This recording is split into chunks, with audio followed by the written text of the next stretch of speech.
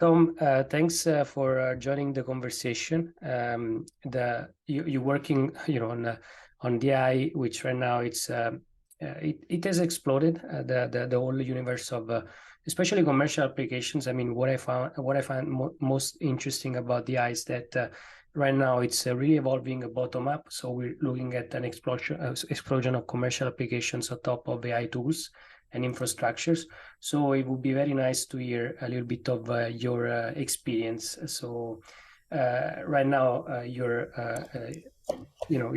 working on multiple projects. So it would be nice to understand a little bit where you're coming from, and then we see a little bit the future together of how we think the AI is evolving. Yeah, sure, of course. Yeah, so do you want me to give a bit of background on Yeah, Fi and yeah, absolutely. we're a marketplace for home living and art products. The thesis behind the business is that the home living and art space has never really moved online because, of course, it has low levels of penetration online versus other categories and other comparable categories. So apparel, for example, has an online penetration of about 35%, and home accessories and wall art, it's more like 15%, so half where the other categories are, which is surprising because actually it's a category that doesn't require fit, and you don't really need to see the products before you buy them or try them on before you buy them. And our thesis on why that is because whilst it's a very large market, $800-900 billion market, there are very few businesses that are large. There's very few brands in the space, and consumers therefore don't really know what to look for, and they don't really know what they want till they see it. And equally, they're trying to discover products that are unique, interesting, say something about themselves, and they've actively rejected kind of things like IKEA and the classic red London bus art print, for example. And so what that means is a space that's very applicable to marketplaces because you're basically aggregating a very large supply chain and then bringing in demand and so trying to match that, get the right product in front of the right person at the right time. And that's essentially what you're doing, is a platform that's matching supply with demand. We take a particular view on it that because this is a discovery-driven platform, A, we need to be mobile focused, but B, we need to use data and machine learning to understand what a customer wants very fast, and then in real time serve them product recommendations. And so we built a technology stack that does that. It tracks all the actions that a user takes. It also tracks the actions that a user doesn't take. So you see a product and you don't click on it.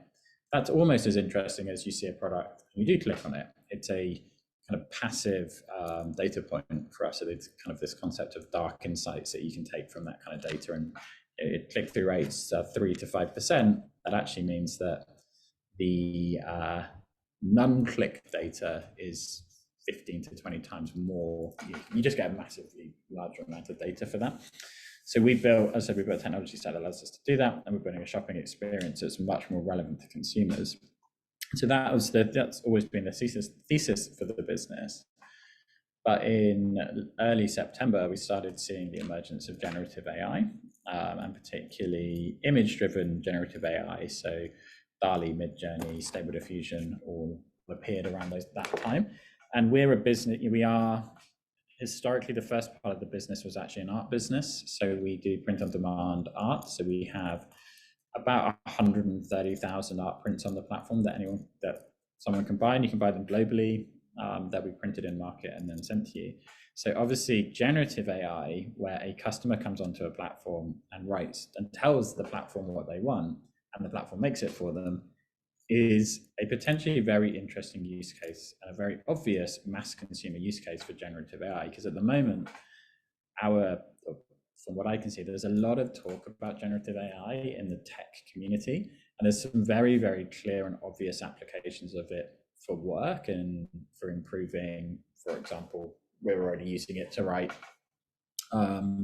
social media copy. We're using writer.com. We're testing out ChatGPT, which I think everybody seems to be testing ChatGPT at the moment. But actually, there isn't a plethora yet of consumer use cases for the technology but very clearly, this is a technology, we're very bullish on it, and we agree with a lot of the tech press, which is saying that this is fundamentally the next platform shift, where you had cloud, you had mobile, and back in 2008, I wouldn't have predicted that the rise of the iPhone would lead to Uber, for example. Yeah.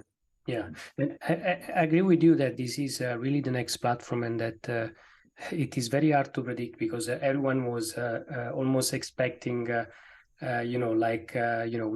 we first were looking at blockchain, and then we were looking at AR, VR, and stuff like that. But then suddenly, as you said, AI speeds up in a way that was not predictable just a few months back. Meaning, of course, I've been following as well the evolution of GPT, and just from like 2019 to 2020, when we got like a GPT-2, like was a jump, like a huge already incredible jump. Indeed, we got the first companies able to become, I guess, billion-dollar companies, like I think Jasper or Copy.ai. I mean, those companies that were built on top of really just GPT OpenAI interface. And as you said, as you pointed out, I think it's quite interesting, because right now ChatGPT, of course, it looks more like an interface for B2B, where you can use it a lot for productivity. But it would be quite interesting as a consumer application, where really the web becomes some things that get generated on the fly, and it's very customized. So as the user goes along, it's going to have his own vision of what the web is, because you're going to have requests which are very specific, and they will be generated for you on the fly, and based on the interactions that you get with the AI, which is similar to what we saw with ChatGPT. You go in, you do a conversation, which might be similar to many others, but then maybe also a different kind of conversation. And of course, we can imagine that there's going to be a common web space, because otherwise there's going to be too much energy needed to generate things from scratch on the fly each time, because there are many things that are common to everyone. So which is the logic of a search engine, where you get the same pages that are ranked and indexed. But then on the other side, it's quite interesting to think that we are in a scenario where users can produce and can actually prompt the AI to generate more and more stuff. And as you said, the application, like especially in the art consumer space, is quite compelling. So and to touch a bit on the point that you were discussing, you said just to emphasize a little bit, we're going from search to discovery, right? And what are some of the things that you're seeing? And even if you want to demo how the platform works, or some of the elements that make it special, feel free to do it. Pretty curious. I was sharing the screen initially as you were talking, to show a little bit the marketplace, but I'm curious to. Yeah, I think where are we at? Obviously, it's a very fast-moving space, and I said we've basically been working on it since early November. Where I think the thing that you pulled up a second ago, the Phi Studio, is the first area that we're looking at. So that is what we're terming active generative AI, where the consumer knows that they're using AI to make something. And yeah, as I said, that you probably couldn't write an easier use case or a business that should be at the heart of this stuff than a business that's already selling products in the art space. Yeah, as I said, we've got 125,000 art prints, has a supply chain to sell art, and then you see a thing that allows consumers to just basically unleash their creativity. So that for us is the first part of this, which was, as I said, literally text to image. We're using a flavor of Stable Diffusion in the background. We're testing, as I said, the product only launched a week ago, so it's very new, at least to the public.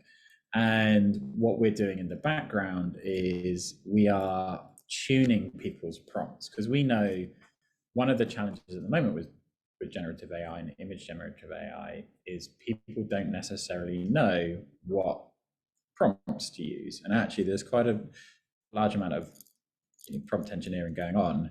And so what we're doing is essentially augmenting people's prompts with we're not building models based off the art that we already have on the platform, because we haven't spoken to our artists about that, and that's a key area that we're very keen to get right.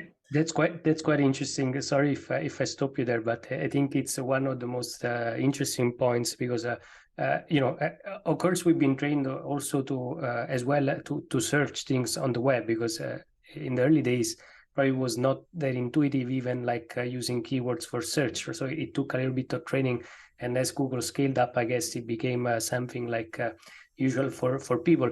But prompting, it's probably a different kind of story, because really with prompting, sometimes you can give such granular commands to the machine that it can generate such a different output depending on the prompt that you give it. So really prompting gets closer to coding than to searching, I believe, right? So it's closer to really programming than actually searching. So I was curious to hear your feedback as well, if you believe that prompting right now is part of the interface for the user, because we are still in the early days, or it's going to be there, you think, even in the future, and now you're using it. Very interested about it. Our view is that prompt engineering will eventually become something that consumers don't do. Outside of, for us, a very classic cliched example is, if a customer comes to us and writes cat into, people have been doing it actually previously, like you said, like search. So on Fi, people will come onto Fi and they'll search for cat. What they actually mean is cat art print, and then they get a whole list of cat art prints, which is essentially a prompt. Now, if we put that straight into Stable Diffusion, you will get pictures of cats. You won't get art prints of cats. So we think probably what's going to happen is that you'll end up in a world where there are going to be lots of different models and flavors of things like Stable Diffusion or eDiffy or Midjourney, etc., where the prompts slowly become much more engineered in the background. So you come to Fi, you put cat. Well, actually, what should we give? What should we give you? We should probably give you and for some reason, all the image generators at the moment give 4 results. Well, actually, you probably want to give people many results. So for us, it will be, we will prompt engineer in the background different styles and learn about people, about preference in terms of the styles, and use something like learning for rank, which a very classic data science machine learning technique, to then just rank those styles and give people back many, many results. And actually, it ends up being much more like our internal search engine. Now, if someone comes on and puts in a more complicated prompt, we would then probably overwrite some of the pieces that we're doing. And then the second piece that we're looking at and starting to get quite excited about is, we've built a business that's all about understanding your preferences and capturing data on you.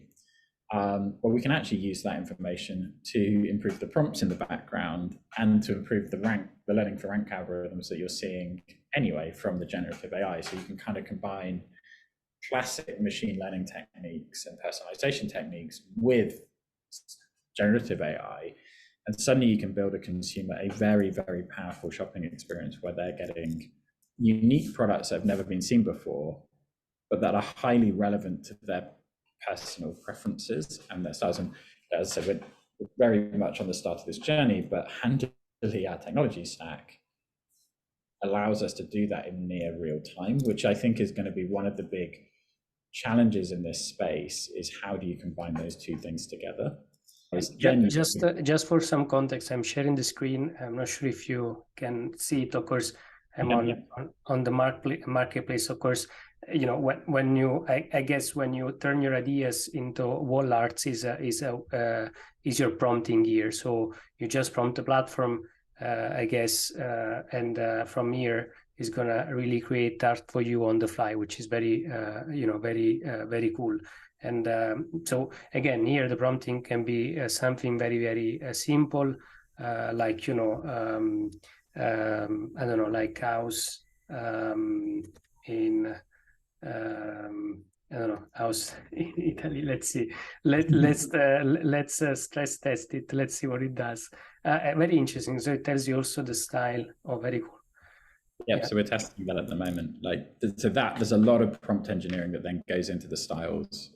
Very It's cool. not. So there is a combination of prompting, which is my prompt, and then there is a style which is built on top, which is engineered by you. So it's like that's what you mean when there is like both prompting, and then there is another interface, and then you get the final result, which is very cool. I mean, very nice style, and yeah, again, you get something which is very unique based on what you were looking for. And also going back to chat GPT, for whoever is going to be listening to this, also here, each time that you type something in natural language format is going to be a prompt. So prompt is really anything that can help the machine to generate an output. But as we said, it's quite interesting because the prompt can be anything from give me generate like a line of code like Python to generate like an image which has like two cats. So it can be anything, and that borrows itself as a perfect interface for a real-time generation, which can be in the digital world, but it can be also in the physical world. Indeed, I was thinking that this sort of technology with the AI probably might be very good fit for AR as well, because one of the key issues, of course, is generating on the fly something as we interact with the real world. So I guess with the help of generative AI, there might be something that makes it possible to actually have consumer devices on our faces which interact with the real world as well. So Yeah, and I think just on the as I said, I think there's this very interesting space of how the two, Chat GPT, for example, and Stable Diffusion or DALI or eDiffy or some of the image generators could actually collide. And one thing that we're thinking about is, like, if you go back to the Italian house that you made, if we could use actually Chat GPT to then make it seem like you're chatting to an artist. So you could say, well, actually, I like image 3, but can you change the color of the roof to be this, and can you add a palm tree on the left, or an olive tree on the left? Let's keep it Italian. And that is completely feasible. And actually, the other interesting thing is we've started testing this already. You can use Chat GPT to write prompts that get better image AI. So you get into this world of like the AI, the generative AI prompts itself can work together, which is very cool. So that is, I mean, this is basically the first use case that we've come up with. The next bit for us is probably not surprising. We've seen how Lensa, which I think probably is the only, the most prevalent user application I've seen so far of generative AI, of make my avatar. the avatar. So yeah. we're now looking at, it doesn't take much, a massive leap for us to start generating, say, for example, pictures of your family. You have a picture of your family, you upload it to Fi, and it changes it into any kind of styles that you like. Or in fact, a significant other that you want a portrait of, we can then turn that into something and turn it into a real life print. So that's kind of on the art side, but we think this is much more fundamental than that. And actually, for this, again, we're in the home and living space. One of the things that we know is part of the shopping experience in home and living is that people they want help, they want decision support in this space, and they don't really know. Say, for example, you have a new room or you've just moved house, they don't really know how to make that look great. Most, 99% of people can't afford interior designers. And so they default to things like looking in magazines, going on Pinterest, looking on TikTok, looking on Instagram. They spend many hours trawling these things. Well, we've been doing some very early tests, and this is more of a vision piece where you can just take photos of a room, and then again we take those images, and we have all these preset styles that we're working on, and we turn that room and give you, say, 20 or 30 styles that room could look like. within that, we've embedded you can do these things called embeddings, where we basically take imagery of, we have the product imagery already, we use kind of like mini models on that, and then we embed them into the machine, into the generated image. And so suddenly you've got this world where you can change a room very quickly into many styles, give yourself some inspiration on that area, and the products are there and available to buy. As I said, we're not working on this right now, but it's a, for us, the ultimate realization of our vision, which is to help people feel great about their home, is giving people an interior designer in their phone that's completely free. It's much faster than an interior designer, and pulls back all these products for you. So that's kind of the end game for us on kind of the active generative AI thread that we've got. But we've similarly are working on what we kind of call passive generative AI. So where the consumer doesn't really know that they're interfacing with anything to do with generative AI. And a very simple example of that right now is that in the process of building the studio, we realized that this is an image to text, text to image platform. But equally, one of the challenges that marketplaces have, and actually retail online has in general, is when a user is searching for a product, they're using words. And so you end up with a semantic gap on search.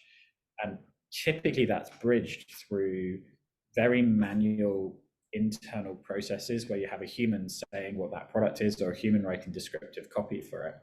It isn't very controllable. It's not very scalable, particularly for marketplaces. I was talking to Fraser's Group and Sports Direct a couple of days ago, and I showed them that you could actually put an image of an Adidas tracksuit and it will tell you all kinds of things. And so that's that's one example of where we're now starting to look at feeding our search engine, not basically using the reverse of text to image, using image to text, and you get a very rich sentence about the image that you put in, much richer than things like computer vision deliver. Right. And of course, the interface of image to text might be something that the user doesn't necessarily see. It might be something that helps the platform to better help the user discover what they're looking for. Like if you think like very trivially to a Google Lens right now, to me, probably one of the most interesting applications as well that we have for AI, which we don't think about. I mean, everyone turns, I guess, Google saying, Google is not releasing AI stuff. But, if you look at Google Lens, I play with it a lot all times that I can. And it's quite accurate when it recognizes the images, matches stuff on the web. I mean, I guess that one is a lot of AI in that process. So so that's absolutely interesting. And and as you said, just to recap a little bit, I think it's quite interesting also what you said, that you started with the art application, but then you're looking into other use cases, which will bring you toward what you see as a potential long-term use case, which is more like, how do I help you discover things for your interior design? So you start from art and then you expand from there, and you try to understand all the commercial applications that go from art to really more like practical, so like designing your whole house. So potentially sort of either enhancing like a designer or an architect, or also helping the user to cut part of the process of doing that. What are some of the challenges that you see right now? Interesting developments, just to close this up and.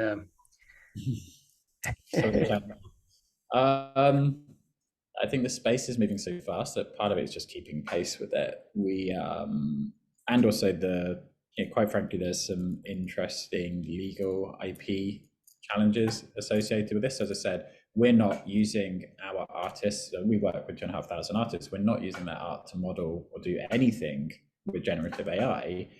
But we know if you're an artist that is selling products online, whether it's on Fi, Etsy, Society6, your own Shopify shop, it's been scraped. Your imagery is probably being used to train generative AI models.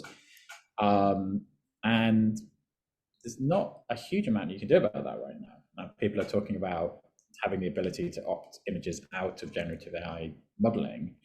So that's one challenge, like how we how we navigate that. And I kind of see it not quite the same as the Spotify versus Pirate Bay and things like that challenge, but there is a similar challenge that ultimately it's very hard. Ultimately, the technology is going to change, and it's going to be trained on stuff, and artists are probably going to lose out potentially, or innovative artists will start using it. So there's that to navigate. Some of it's just purely, the technology is good. It's not quite there yet. There's a lot of artifacts that you end up seeing in the imagery. It's getting rid of that and making it higher quality enough for consumers to buy or to want is a challenge. But that's almost, as I said, that's kind of been solved to a degree by the APIs and the business. And other than, if you've seen eDiffy, for example, coming out from it's not been launched yet, but NVIDIA are claiming that it's much, much better at removing artifacts from imagery. So, I'm fairly confident that's going to be solved in the next 3 to 6 months, considering how fast this space has moved just in the last 6 months, and there's so much more stuff being trained. And then it's simply, from our point of view, that we want to find out, can we get, when you used the studio a second ago, it's not instant, it takes time. Mm-hmm. And the more advanced the model, so for example, Dream Booth or these avatar tools, they take minutes, and that's not what consumers expect from the internet. So the internet's kind of it's got much, much faster, but generative AI is, some of it's pretty complicated stuff and takes quite a lot of compute time on very expensive NVIDIA GPUs. So there's a cost and a speed time, and therefore how do you monetize sufficiently to then cover those costs is another challenge that I think, particularly because the world of venture, although generative AI is probably one of the areas that venture is investing into more, but there's not the wealth of growth equity and venture capital available as there was even 7 or 8 months ago.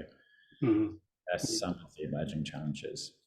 Very, very interesting, Tom, and thanks for sharing all this stuff, with me. And I guess let's see where it leads you, and happy to connect as well with you in a few weeks or anything, whatever you feel like the need that it makes sense to share. I'm going to be sharing more stuff about AI, like a newsletter, blog. There is a lot of information already, but maybe sharing more stuff on podcast and YouTube as well. So anytime that you feel like the need, you see that there is an interesting development, feel free to ping me so that we can further discuss this stuff, just to brainstorm a little bit. It's always interesting to have those discussions. Yeah, no, I would love to. Already. Thank you.